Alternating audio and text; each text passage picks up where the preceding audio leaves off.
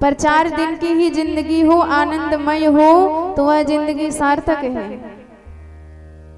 और बरसों की जिंदगी हो पर रो रो के कटे तो उस जिंदगी का कोई मतलब नहीं है।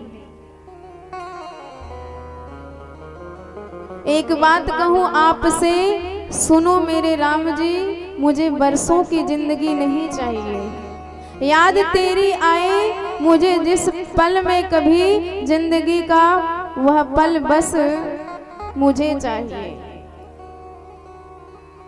अरे हजारों वर्षों की जिंदगी लेके आप क्या करोगे जब भगवान की भक्ति ही नहीं, भगवान का नाम ही नहीं, भगवान का भजन ही नहीं, भगवान की कीर्तन ही नहीं। बरसों की जिंदगी पशु भी जीते हैं, पर केवल खाना पीना सोना, खाओ पियो मौज करो बस।